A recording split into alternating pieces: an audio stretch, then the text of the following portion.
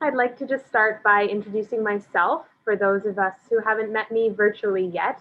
My name is Lily Stafford, and I'm the curator of the Ukrainian Museum of Canada Ontario branch's recent exhibit called The Spirit of Beads, Sharing Our Stories. So the exhibit is presented in partnership with the Native Canadian Centre of Toronto, and it celebrates the beauty of Ukrainian and Indigenous beadwork. The Spirit of Beads, Sharing Our Stories unpacks the symbolism and spiritual, political, and cultural significance of beadwork for many diverse groups of Ukrainians and Indigenous peoples. So this exhibit was the museum's first venture in collaboration outside of the Ukrainian community, and it has been met with great success. Tonight is our third event in our speaker series, which includes 4 incredible talks unpacking some of the central themes in this exhibit. So before we begin today with our event, I would like to start with a land acknowledgement. Please keep in mind that this acknowledgement is for the land that we now know as Toronto. And for those joining us from outside of Toronto, I do encourage you to research the history of the land which you call home and identify which treaties cover it. So it's important for us to give a land acknowledgement because it gives us an opportunity to pause and be present, reflect, and think about our place here at these lands and how colonization and the oppression of Indigenous persons has privileged some over others. So by doing a land acknowledgement, we acknowledge respect and recognition of Indigenous peoples, practices, and ways of knowing. So we acknowledge the land we are meeting on is the traditional territory of many nations, including the Mississaugas of the Credit, the Anishinaabeg, the Chippewa, the Haudenosaunee, and the Wendat peoples, and is now home to many diverse First Nations, Inuit, and Métis peoples. We also acknowledge that Toronto is covered by Treaty 13 with the Mississaugas of the Credit. Thank you.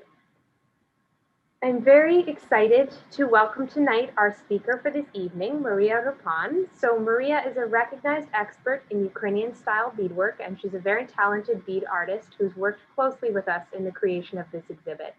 She is continually experimenting with new ways of beading within her cultural tradition. Her specialties are netting, unique bead weaving, and loom weaving techniques. Since 1995, Rypan Designs has a strong international presence through teaching, producing a kit line, doing shows and visual presentations on beading and global folk arts in Canada, the USA, and Ukraine. Her website is www.rypandesigns.com. We are very happy and honored to have Maria with us today. And without further ado, I will turn over to her. Thank you. Thank you. Thank you very much, Lily. I would like to share my passion, which is beading, and I love it because of the motifs and the patterns. So it's created with little teeny tiny little beads, but I will show you all the possibilities and why I am so enamored. And at first I would like to start, tell you a little bit about what I've got for my title slide. And I've got on the left, you're seeing from a bride, a Hutzul bride, and she's wearing a Selenka, which is the seed bead netted design. She's got Venetian beads. She's got coral beads. She's got other beads, some glass beads. I'm not sure exactly what the material is. And she has a whole load of zgarde. Zgarde are Hutzul metal crosses that protect. Everything here is meant to protect, and this is a bride. You can tell that because of the chiltsa, that this metal with the little bit of beads on it is a bridal headpiece. And so she's wearing her wealth that's accumulated for her wedding day. So this is was taken at the National Museum of Hutzuyshtina and Pokutya in Kolomea. The second photo that's very orange and bright, that is called a Gerdan. It's loom weaving using pattern, embroidery pattern from the Kosmach area, which they love these colors. And it's by Maria Chulak. and we'll be showing you more in-depth things like it. And the third image, which is like stylized flowers, they were made by, they were arranged by Nastya Marusik in Ternopil. She's a bead artist, and they are several individual Selenka netted collars, gerdany, that she artistically arranged as if they were stylized flowers. And she had posted this at the very beginning of the pandemic last year to inspire. We were all locked at home, and it's like, look, people, be inspired, see what you can do. So I really, really love that image, and I've posted it to on my newsletter and to the Toronto Bead Society to get everybody motivated and inspired. So I'm moving along. Uh-oh. I'm stuck. Oh.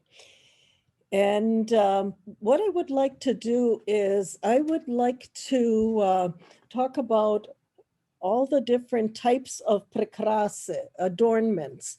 And so the best way to do this is using this ethnographic map of Ukraine. It's where people that recognize themselves as a certain group, ethnographic group, where they reside. So it's not all geographic. On the left side of the map, you'll see smaller chunks, and that is primarily where the seed bead adornments, prykrasy, are from. But I'd like to take you on a tour of Ukraine and show you the traditional types of adornments in the different areas. So we'll start with the north. Like you can see the little map of Ukraine at the bottom, and you can see where Polisia, which is the northern part that is Ukraine, where they are located. And what was important for me was Chernihiv, the Museum of Boris and Gleb, and they had an exhibit of the Kievan Rush, the adornments. And when I saw that, I gladly paid extras for the privilege of photographing the adornments so that I could have them for a record. So this is in the northern part, north of Kyiv is Chernihiv, and we're seeing the Kievan Rush. So adornments were a very big part of the Byzantine and the Rus women. And here is in a museum of decorative folk arts, which is also in Kyiv. You can see they had strings of coral and amber to go along with their folk costume. In Slobozhanshchina, which is the northeastern part, which is Kharkiv and Sumy, they're known for a fabric that is very, very, very fine, like ethereal kind of a fabric that you can see, which is the headpiece and the veil. But she just has one very, very big piece of beadwork. So they're just using a little bit of beadwork to go along to complement their outfits. Middle Dnipro, this is where Kyiv, Cherkasy, Dnipropetrovsk, Poltava is. This is where you're seeing more the Korali, and you're seeing Dukach, which I have a slide showing you better what a Dukach is. But here it's the more rows of coral, red beads, the higher the status. And this is taken from Fashion Week in Kyiv. It was called Vitoki. And so it's contemporary models putting on the folk costumes and showing it during Fashion Week. And so this girl is representing a bride because she's got the wreath. But she's got the main thing, our focus is the adornments, and there's also the coin, monete. So here we have on the left, we've got a painting of Natalia Sumska. She's an actress, but you can see her wearing, similar to the model, uh, with the Dukach and the coin. And you can see really well a close-up of the Dukach. So it's basically, it's a brooch with a coin that's encased, and it would be worn on a sash around your neck. It would be laid on top of the coral beads or whatever beads that you're wearing. Here is the Poltava region. You can tell by the cut of their korsatke. And on the right is actually a picture that I took at your museum. In 2015, there was an exhibit, and you can see the coral and you can see the coins, and the coins are Maria Teresa at the time. I was wondering, like, why were they coins? Coins are so big, so heavy, so expensive. Why would you drill and wear a coin? But then I read that with the devaluation of the coins, with the different occupations, all of a sudden someone got an idea of, I can do one up, I can drill them and, you know, show all the coins that I had. They're worthless as currency, but they look great as a fashion accessory. So then we're going down the southern part, the Black Sea and the Azov Sea. And that's where Crimea is. And Crimea is an amazing place. It was like the highway on the Black Sea. So you've got influences there of Greece and many, many, many cultures, way, way, way before Christianity. The picture that I've got representing this area is Chersones. This is allegedly where Volodymyr Veliki was christened. So, and because this is close to the sea, I'm showing Bola Mute. Bola Mute are like fossilized mother of pearls. They are very, very, very expensive, and they're sold by weight as well as the size. And what contemporary bead artists are doing is they're incorporating, they're putting in some Venetian beads, all kinds of beads in between to stretch out the Bola Mute. Because if this was solid Bola Mute, just all those strings of Bola Mute, this would be very, very expensive. So contemporary beaders are playing around with the Bola Mute and introducing interesting beads and coming up with incredible pieces. This was made by Slava Saluk from Lviv, and this was shown in New York City in an exhibit called Geography. So, and that's kind of sums it up, because different cultures have something along this line. Then we're going back, you know, for going up toward the left is Podillia. And Podillia is, you've got Ternopil, Kamianets-Podilsky, Vinnytsia, and you've got pictured on the right a bridal headdress. And this is like on the picture of Olena Fedorchuk's book, is this type of bridal headdress. In this one, you've got several layers of beadwork. In this case, there's some loom work. There's some where it's like a little chain. There's fringes at the instead of bangs, and flowers at the crown of the head, and ribbons done down the back. So this is a typical bride, only worn once in Ternopil region.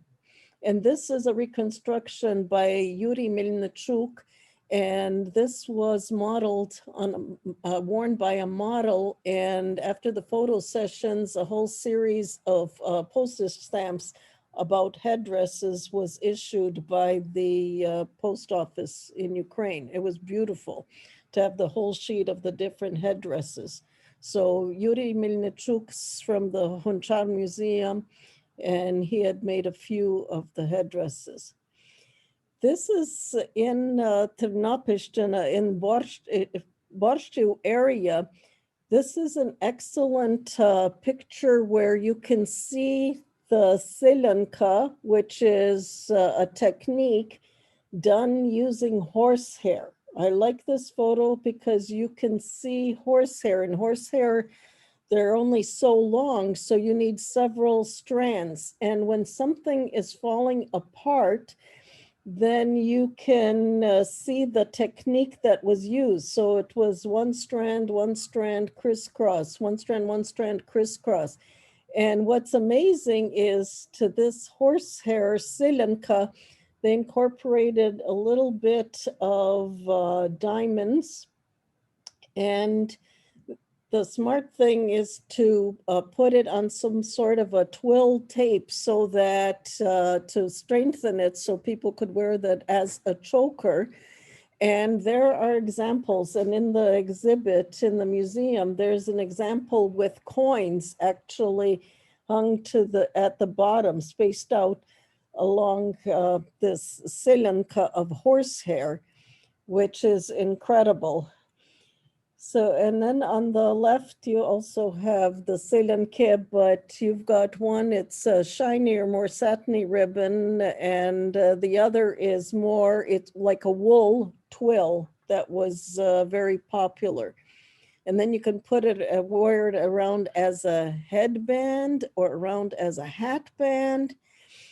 And then we're going to visit Bukovina, and Bukovina is very unique. That's Cherniuchi is the main a big city, and Kichman and Zastauna.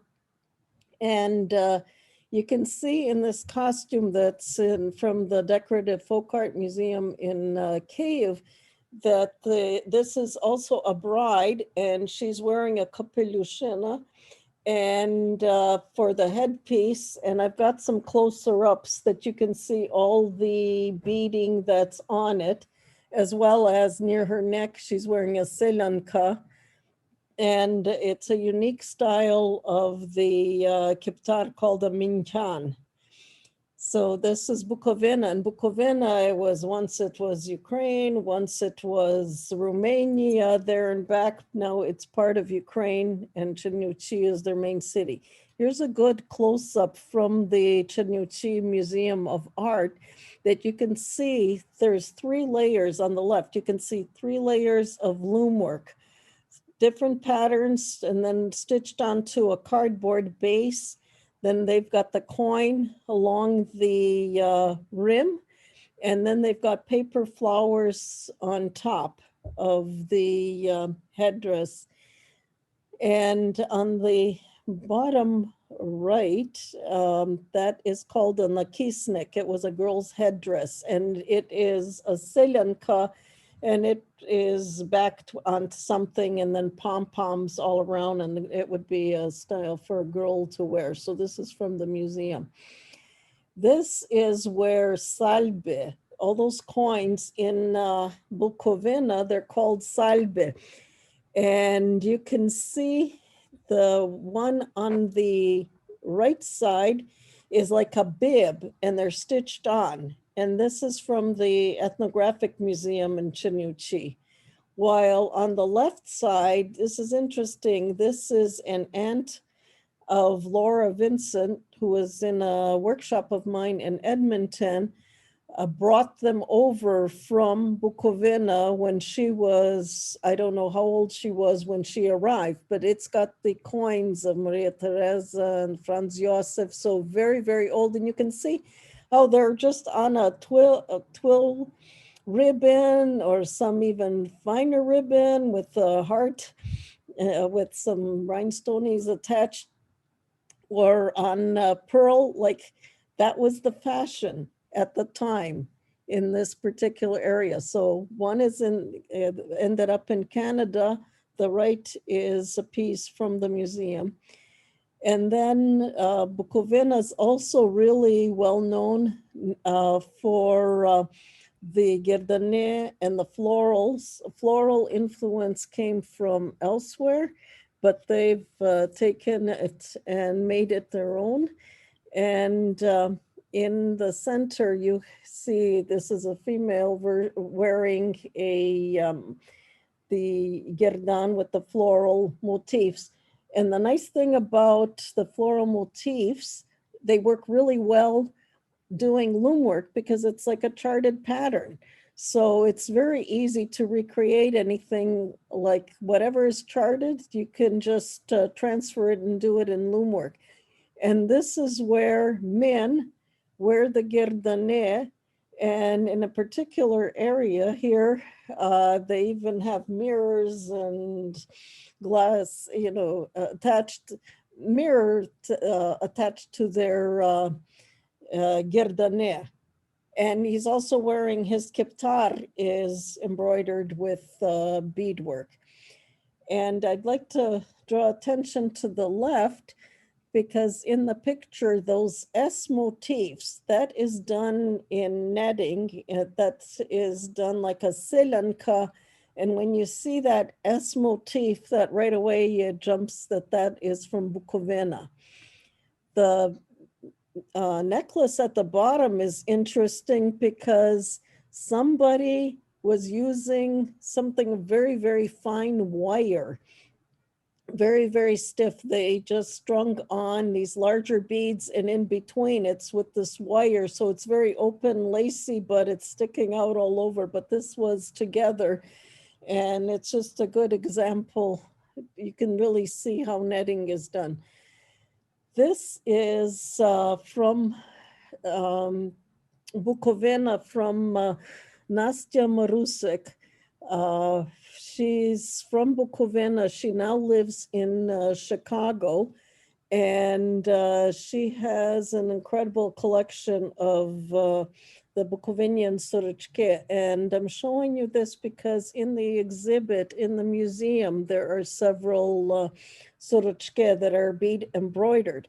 But I want to point out that even though it's bead embroidered, you can see by the color and the style that this is from Kitzmann. It's more in the burgundies, darker reds and blues. It's a stylized flower embroidery, but more important is the trimming of the sleeve and the bottom.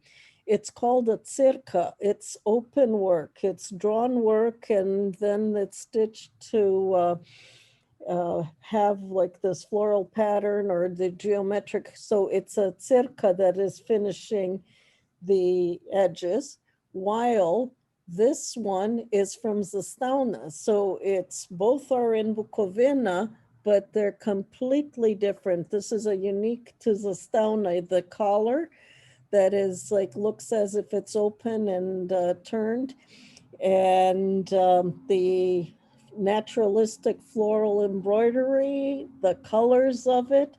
This is the sauna and the trim. If you look on the right side, the photo hachkovanya, they call it. So it's done like crochet-like, but this is done with beads. And to create that pattern, it's incredible, absolutely incredible work of art. And that's done along the cuff edge and along the lower edge, which then you have like a wrap over the top and a sash. This is an amazing piece that Nastya's mother embroidered. And this was in the days when you could not have any blue or yellow colors together, because that would be patriotic, and you could get sent to Siberia, you could get sentenced. And here's an example of a person, ordinary person, that says, I know who I am, I'm Ukrainian. And if you look at the flowers, the close-ups that I have, especially on the top right, where you've got the blue and yellow, it's, so she put it in on purpose. And it's like, who's going to come up to someone and say, oh, I like your sorochka, but you're breaking the law here. But this is an example showing what people, ordinary people, did to show their, patriotism, who they are.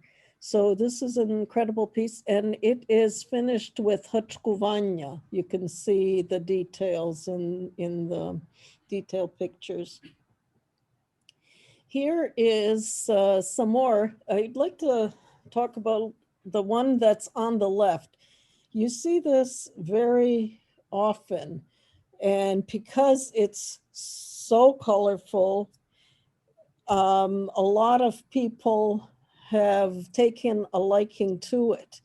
But what's happened is that it's being made using larger beads and larger beads all the time. It's lost the finesse, it's lost everything. And the worst part is, if you're from there, fine. But don't go taking this particular sorochka and wear it with the hutsol outfit, because it just doesn't go. So I'm seeing a lot of it used out of context. Yes, it's lovely, but people don't know the origin of it, and they're mixing and matching it. It's crazy. The other thing that I'd like to draw attention, these are different pieces from different places. I don't know if you can see the middle one where there's one side is longer and the pattern is a little shorter on the other side. And it's shorter because somebody unpicked the beads and mended it, used it to for repairs. So it's not that it was originally created asymmetrically. It's because somebody, you can see by the fabric that there were stitches there, but they've taken it apart. So it's amazing. And you can see some really fine work on the lower right side, where finer beads and the way they're laid down, they're at an angle and very, very, very delicate, as well as this is you see the cerca, which is that open work, beautifully done. So then we're going to Pokutya. There's tons of Selenka from this area, from Ivano-Frankivsk, Horodanka, Kolomea, Snyatin, Tlumach.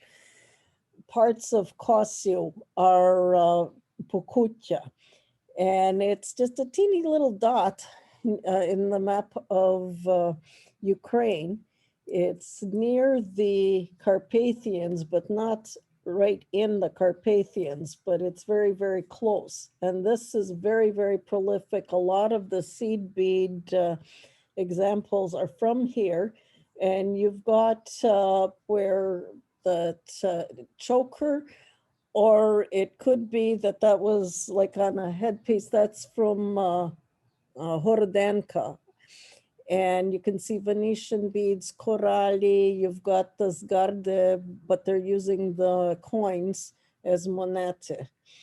And here is that same region where you can see clearly the netting. It's multi-needle, done once upon a time. And then there is a lansujok, a chain of white all around, and they stitch it down and it's all around, and you know right away that this is from Horodanka.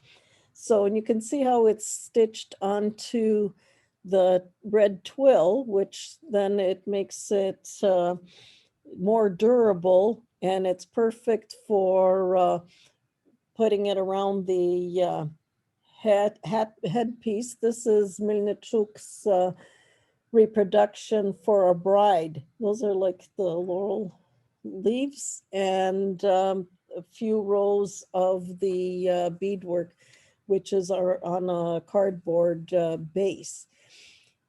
And so there's a lot of that, but when it's with the white stitched around little chain like, that's very much a Horodanka. And you can see the interesting, it's not all just rhombs like diamonds, but it's interesting design in the lower.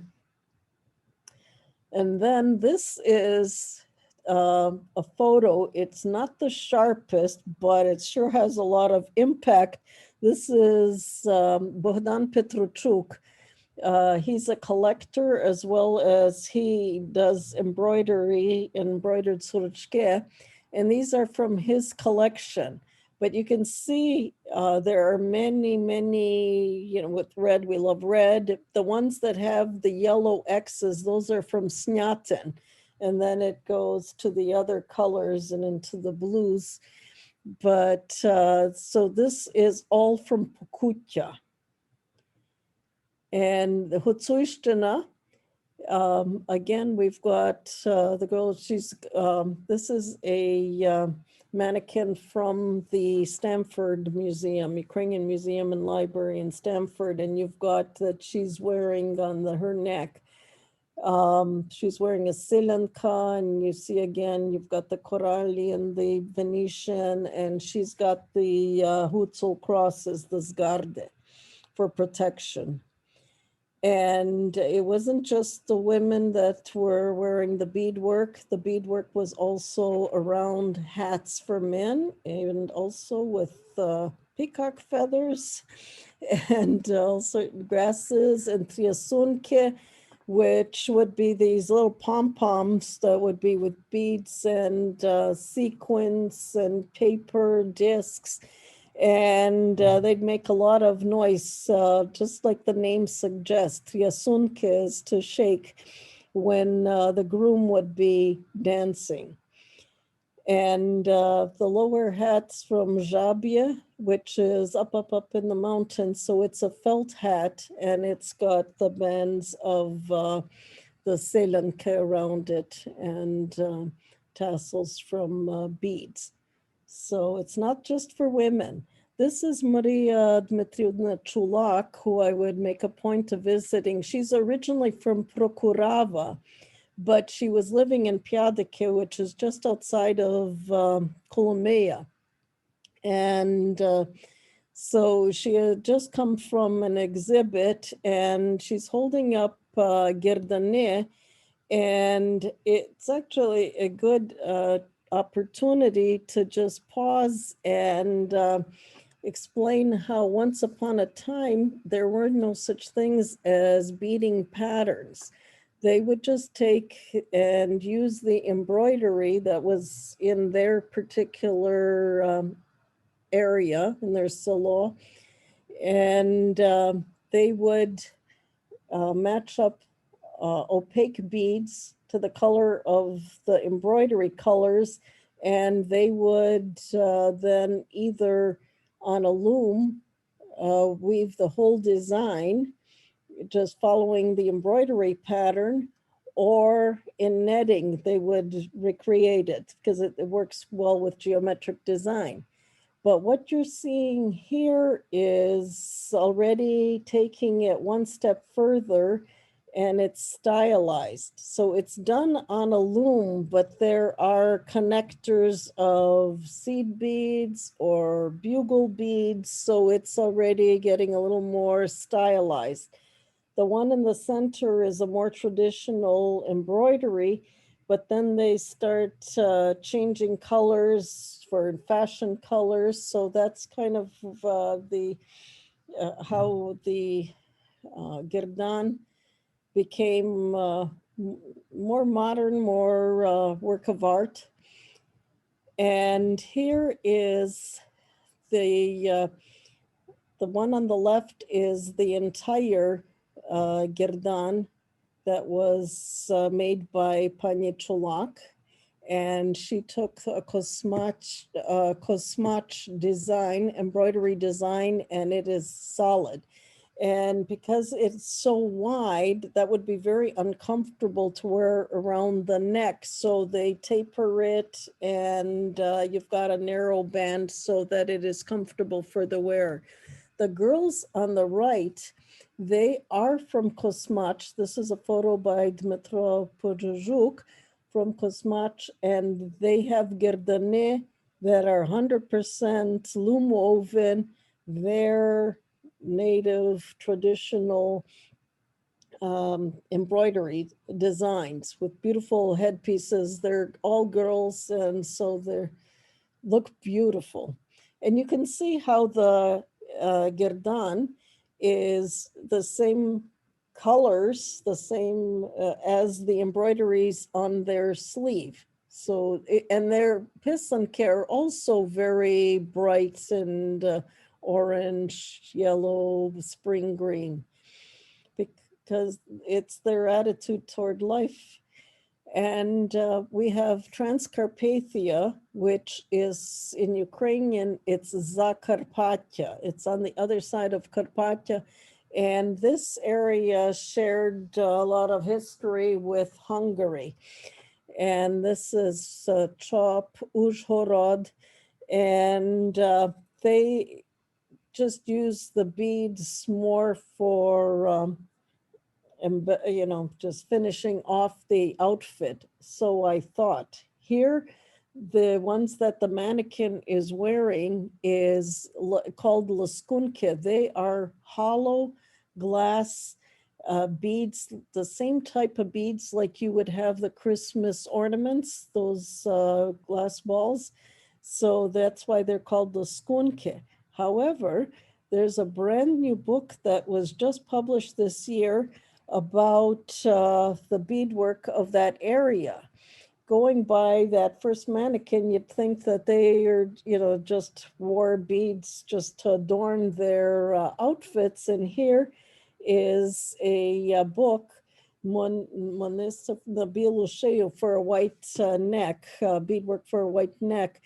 And they're showing you all kinds of more intricate Selenka. I've ordered this book, and I'm waiting to see what they found in that area. And photographs are really handy because you can see what is it that people wore once upon a time compared to what they're wearing now, because now is influenced by Western fashion. A lot is lost, but if you can look at the old photos, what is everyone wearing, then you have a better idea. Was it traditional in that area or wasn't it? The Lamco region, that's an ethnographic group that is now outside of the Ukrainian border. They're more in in Poland, it's southeastern part of Poland, a little bit in the Czech Republic, and they're spread all over. And so they're Comanche, Dukla are the main cities. And when you see this wide collar, kriza, it's called a Crevulka. And this mannequin's from the Ethnographic Museum in Lviv. But the Crevulka is made of 4 parts. And when you have something that's falling apart, it's even better for studying purposes because you can see how it was constructed. So the top portion of this particular Crevulka, it's called the polotnya, and it's done with the right angle weave most often. Then you have the netting with the vertical, with the ROMs, with the design, the print, and that is done vertically. And you can see that by where the beads are falling apart. So you have the entire motifs. It's all done vertically, and then they're wanting to make it wider and wider and wider. So they're adding rows at a time, an odd number of beads, and then the next row goes to the middle of that bead, and they call that zigzags. So they're just expanding it row by row by row by row, and then they start adding larger size beads, and those they call gombichke. So you've got a good example of the different stages. And then you've got one that was a reproduction for a bride, and when it's laid flat, it is 24 inches wide. That was Sofia Fedina, and her mother had reproduced this for a bride who is marrying here in Canada. And with the hexagon motifs, that is a typical Comanche design, as just the ordinary, diamond-shaped rhombs. And you could see like how wide it is, because when you take the choker part and you straighten it out, you've got the waviness of the net. And that when you're wearing it, it all spreads out on the shoulders. This is a unique Crevulka because this was made by the bride, and instead of doing the right angle weave, she did the choker part on a loom with these stars, which is a very traditional pattern. And the very valuable thing is this wedding photo of her wearing this. So we've got the provenance. And in order for all of this beadwork to sit properly, they've got it finished with tape and snaps so that the bride can be wearing it comfortably, because what happens, it's so wide, it would all fall to the front. So very cleverly done.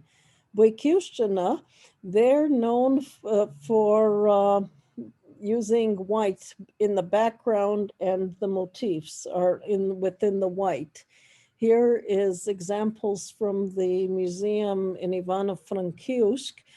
And what's amazing, the one on the left, is how the artist took the motifs from the embroidery and did it in beads and joined it in the center. It's called Schleike. Schleike is like a harness, but that's where the name comes from, what it looks like. And then there's a piece that is netted that is up. And in here, I saw a lot of bugle beads being used in the Selenka. And the one on the left was made by a friend, Anna Kulczycka, in 1938, and she's a Boyko, and she calls this lice. So the same style is in other places, but the name, it must be a regional name. And Opila, that's where Lviv, Halich, Rohatyn is all part of Opila. And in this particular case, this is from Yavoria, which is totally unique, where it's on a white background with predominantly red, a little bit of black embroidery, all the components, and they're just wearing coralli to go along with it. These are coralli. If you can't afford loads of strings of coralli, you can make the little bit that you have look a lot more by cleverly making several of the same length strings of coralli and attaching it. On the left side, you can see it's attached to some sort of a string or twill. And when you take it and tie it in the back, it all drapes and it looks like a whole load of coralli. There's one example in the museum like this. This was on a mannequin in Kyiv at the Decorative Folk Art Museum. And Sofia Fedina's mother, Tatiana Chehovech, is holding the contemporary version, and they're just playing around with different sizes of beads, but it's done in this style because she's the one that explained this to me. And I just wanted to show you an example of the vests, embroidered vests. There are some an example in the museum, but it's an influence that came in from Western Europe.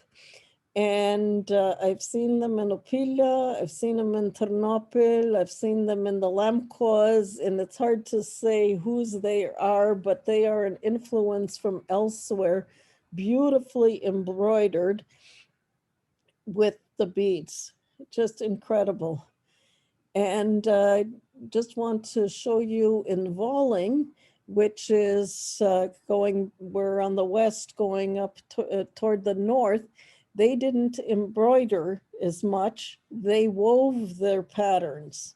They wove their designs, and for shoes for postole, they were made from wood.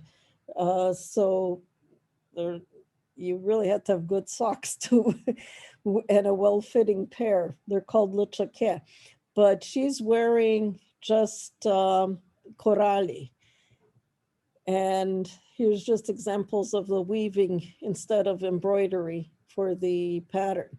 Lesya Ukrainka, who's, well, a very famous Ukrainian poet, when I was doing my presentation a long time ago, I looked at the money and she's wearing a sylianky. It's something that she adopted and wore often. And she's on the 200 note, Reuni note. And, but I had the, purchased the book of Olena Fedorchuk, about, that was the first book that was about the beadwork from Ukraine, folk arts from Ukraine. And in the liner sheets on the front and back, she had this whole diagram that had the typology. So you have for the head, for the neck, for the chest, and for the waist. So she had the different categories. And so I called her and we together worked on the English translation. So all the red type is my translation or coming up with a name that makes sense for us for the terminology, and this is part of the exhibit as well. So it's really handy. So it's all the types of beading that I was showing you. It's all by the different types depicted here. And here's on the left is contemporary, where you're taking the wild flowers, the field flowers, and I bought this piece on the left, and I was intrigued because they're using the herringbone stitch and freeform stitching, and I just loved it, nice and fresh. And on the right is closer up that you could see that Nadia Kharchenko's, all her different sylianky just arranged into this beautiful stylized flower. And then contemporary is you go to the vernissage, which is, it's a folk art market that is in the heart of Lviv. It's just by the opera theater. And it's all subdivided. The embroidery people have an aisle, the wood carvers have an aisle, the Gerdan, Selenka, beadwork artists have one aisle. And I've been there in February and different times in the summer and September, and I always look what's new and always end up with something spectacular. But there was a time where they were doing three-dimensional flowers. They're all free form, and the bottom right is actually using a charted pattern for the flowers.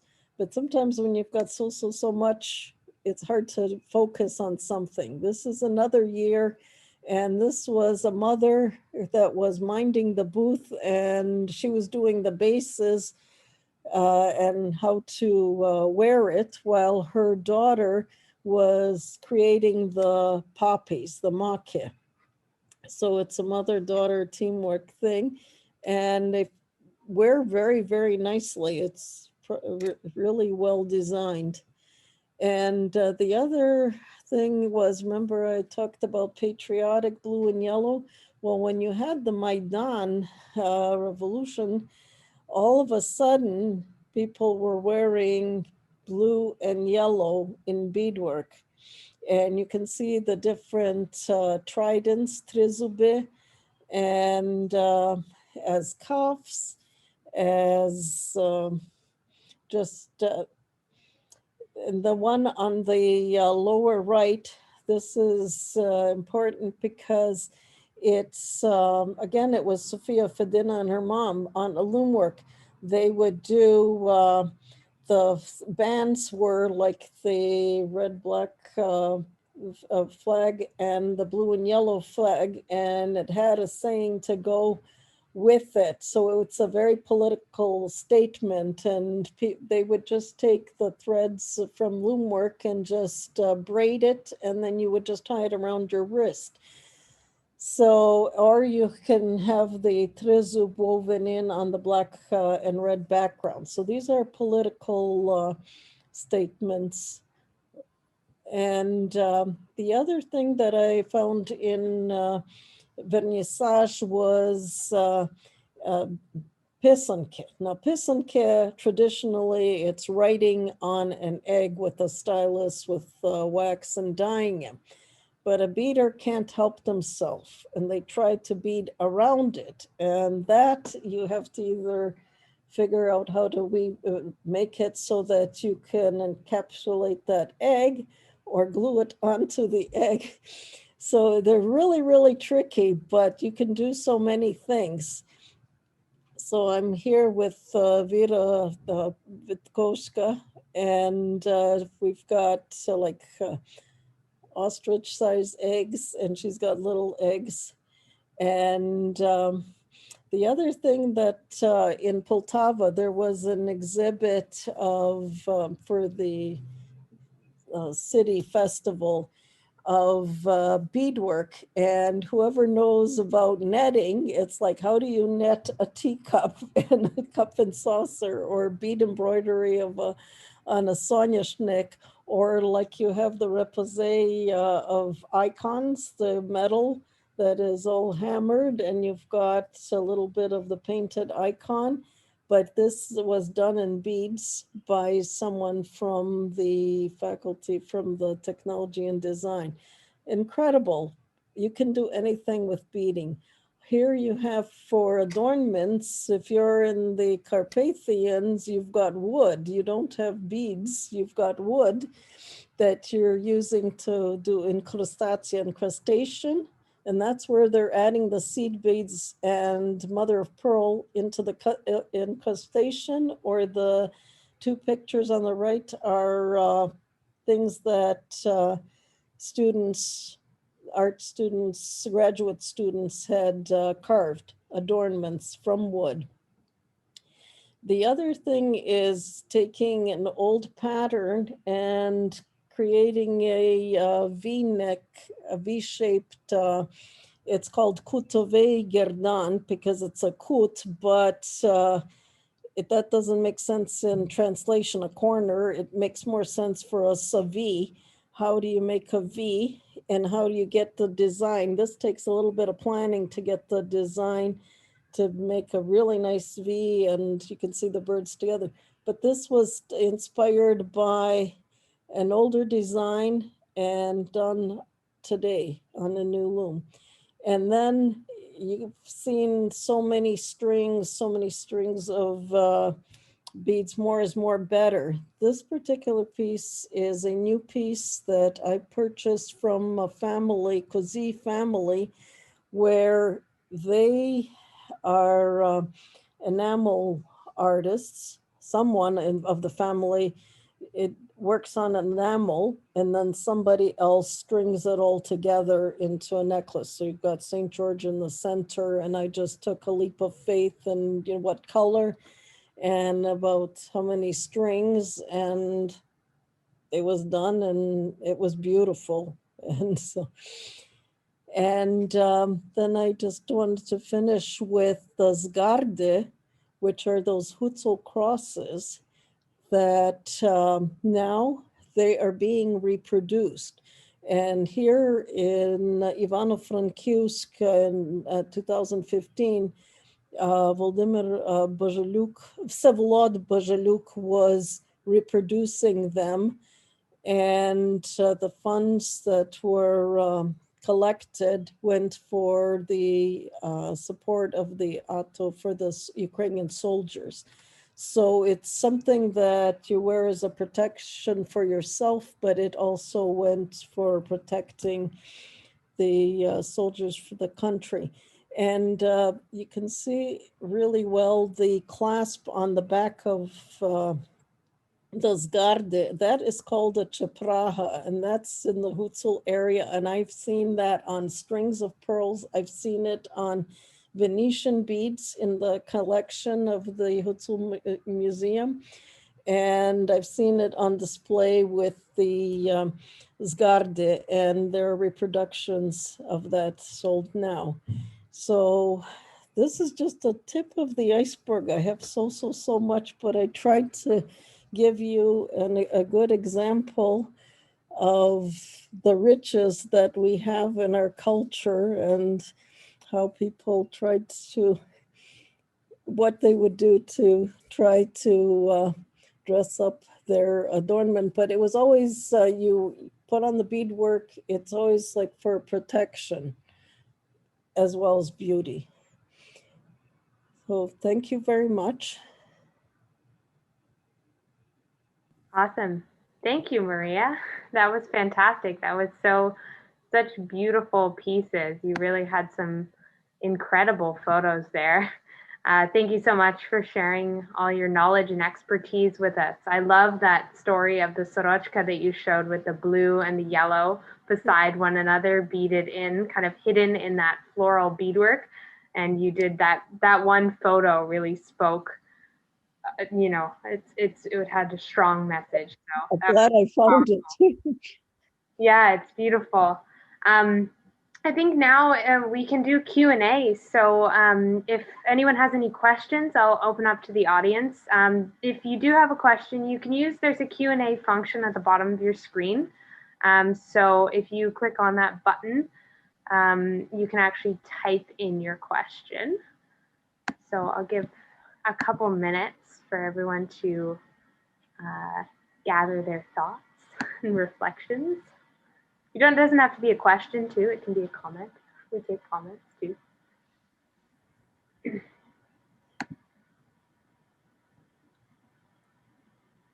Did I overwhelm them? Oh, we have a question.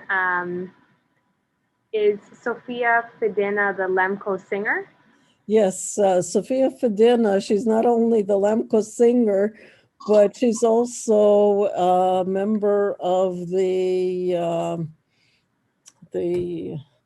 Deputat in Kiev. She's a member of parliament. But she also, and she's also a scholar as far as teaching in the political sciences.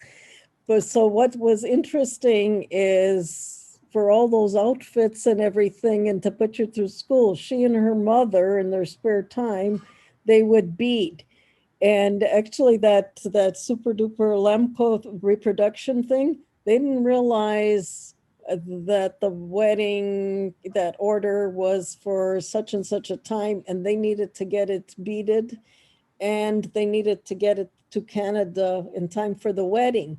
So this was the mother and daughter, they were beading in shifts, day and night. They would be taking turns to complete it in time, because that's the first time I went to meet Sophia afterwards, when I found out all about the who was the beater of this particular thing, that I recognized the need for the bride. And I said, oh, you want the Lemko Kriza? And then Orisha Trach at the time made the connection. And then when the bride came to a bead show and showed me this is what came out of it and told me the whole story, when I was in view, I went to meet with her, so we got to know each other really well. So we go way back. But yeah, Sophia's very, very talented and very busy now with the politics, but she's always dressed. But so you know where she's dressed, it's stuff that she and her mom can come up with. Nice. That's very cool. There's a couple more questions I'll read off to you here. There's a question about the Venetian beads, or the non-Venetian beads, I should say. You mentioned the Venetian beads. Where did other non-Venetian beads come from? The Venetian beads originally the style came from Venice, and what it is, it's a lampwork bead. So it is, you've got the artist is working on a mandrel and he's got the hot glass and he's building the bead. And in Ukrainian, it was even called pisany pachorke, which is like a written bead, but it's molten glass layered upon layer upon layer. But then that style of bead was also made in Bohemia, which is in the Czech Republic. Now, when I'm seeing it more and more, these things that I recognize from China in that style of the Venetian beads, those like wedding cake beads where you've got these roses sticking on top of the lampwork. And so that is the Venetian style of bead, but originally very, very, very, very highly prized. And if you could afford one, you'd wear one. But if you could get a few, and they would space it in between, however many you could get, but they're very, very, very highly treasured.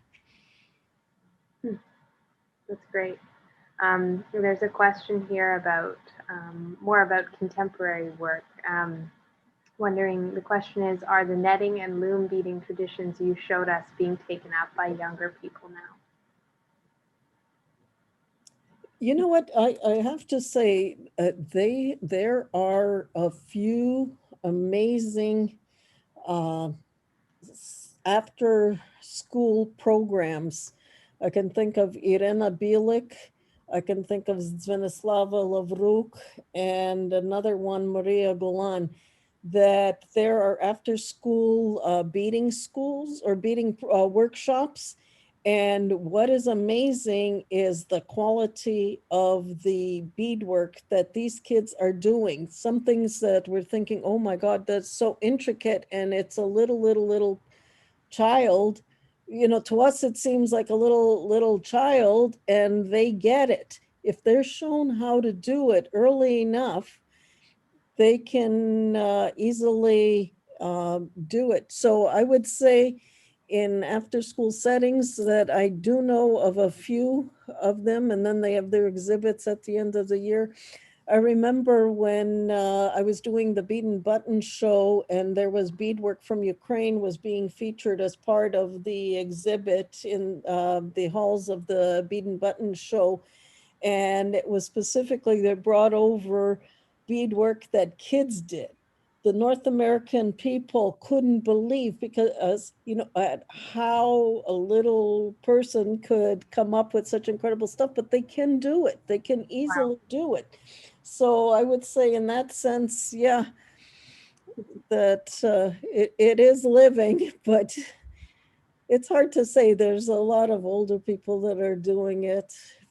I remember way back when I was starting, if you knew how to bead, it was really handy because it was a time that the mother was accompanying her daughter who was sickly to all these different visits, and she was constantly beading and presents for the doctor and for this, that, the other. So it came in really, really handy. It's amazing what you can do with beadwork. Wow, awesome. There's a couple of comments here. One, thank you for sharing your knowledge. The presentation was very impressive. We are blessed to have such a rich culture. Definitely, Richard. And then another here, Maria, thank you for sharing your knowledge and beautiful presentation. I'm in awe of the different styles, patterns, and different ways beadwork is done. Mm-hmm. Another question here about the coral beads, wondering where the coral came from, where in the world, do you know? Mediterranean, I'm not 100% sure, but what I do know now is it's an endangered species, and you know, we have the older stuff, we have the older coralli, and you can tell that they're this orangier, you know, more color.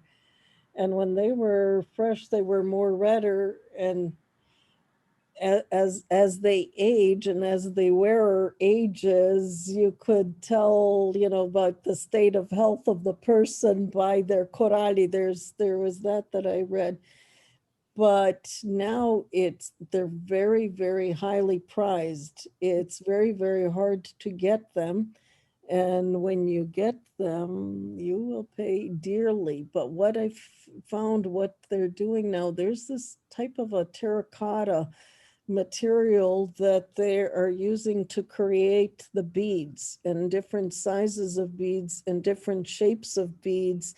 And so in order to have all the strings of beads that one must have when they're wearing the whole full garb, instead of using your prized coralli that you may have from your grandmother that are usually too small, their necks were so tiny, then you can now get them that it looks like the coralli, but are not the actual precious endangered stuff.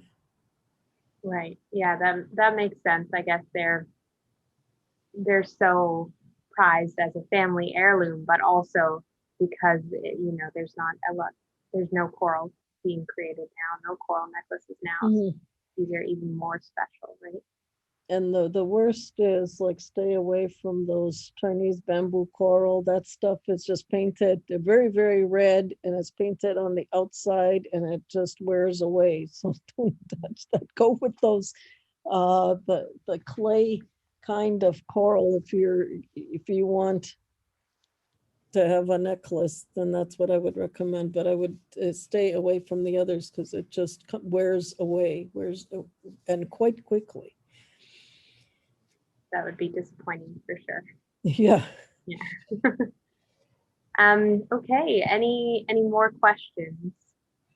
I don't see anything else here. I'll check that. Oh, there's one here.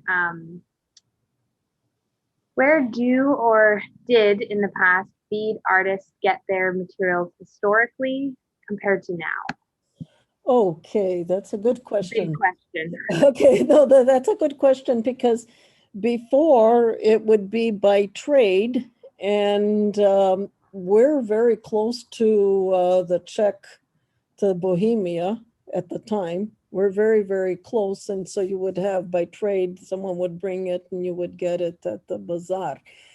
When I started visiting more and more often, it was hard to find beads at the time. There were, I remember some of the vendors would have their finished work, and then they'd have a bag, and they would have little Ziploc bags with amounts. So you could purchase that way. Your limited color.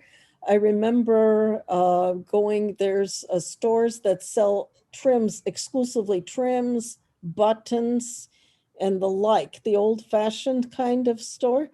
And then they also would carry some beads, and now some more and more beads.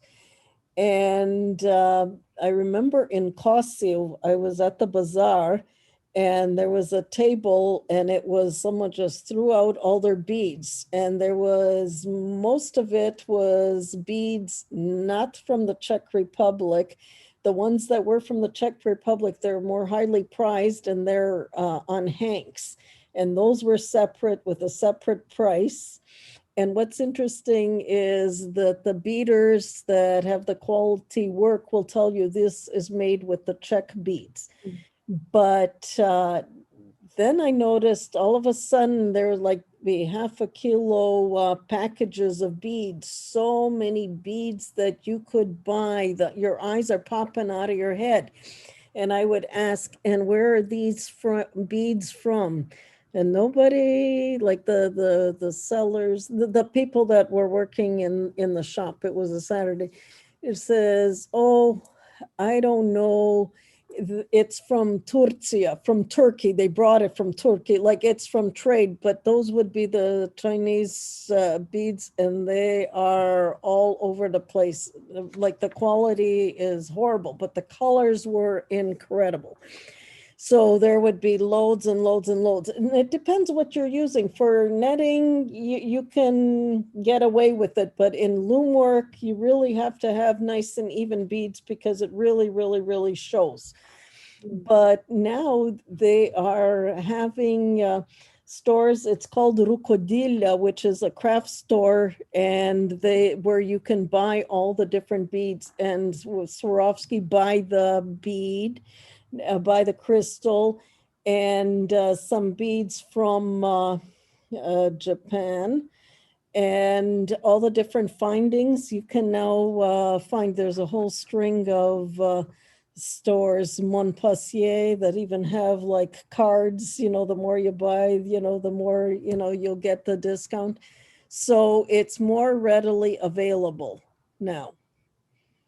But for a while it was really, really, really hard. And then the ones that are the professional beaders, they've got their sources where they'll just get it directly from the Czech Republic, and they make sure that that they've used the beads from the Czech Republic. Awesome. Cool. Thank you. That's great. I think that's the last of the questions. I don't see anything else here. So I think we will conclude there with the Q&A. Thank you everyone who sent in questions. That's great. Just before we end for the night, I would like to just take a minute just to thank our sponsors, without whose continued support this event and this exhibit would never have come to fruition. So I would just like to take the opportunity to thank the Swiss Foundation of Canada, BCU Foundation, Government of Canada, Culture, History and Sport through Young Canada Works, Building Careers in Heritage and Young Canada Works in Heritage Organizations, Employment and Social Development through Canada Summer Jobs, Government of Canada 2020 Experience Program, Wally Wishnowski, and the Olzich Foundation. Thank you so much. Also, I would like to say that if you enjoyed this event, please consider making a donation or becoming a member of our museum. We're a very small, mostly volunteer-run museum, and it's only through your generosity that we're able to create content like this. So if you are able to make a donation, please visit the donation page on our website. Every donation helps us immensely in achieving our goals in creating this type of engaging programming for this exhibit and many more. So at no cost, I also encourage you to like our Facebook or Instagram pages and subscribe to our email list. And we also have many exciting virtual events coming up in the next few months, including one more beading workshop and one more lecture in this series. So if you enjoyed this event tonight and would like to try out some beading for yourself, I super encourage you to sign up for the beading class which Maria is teaching for us, which is on Zoom next Saturday. And she's going to be teaching us how to make this beautiful modern Ukrainian beaded cup, which you can see she's holding up. You too could have this beautiful beaded cup. The cost, and you could make it yourself. The cost is $45, which includes all the materials you will need to complete the project. So Maria has put together kits for all the participants, super easy. You just pick up your kit at the museum and you're ready to go on Saturday.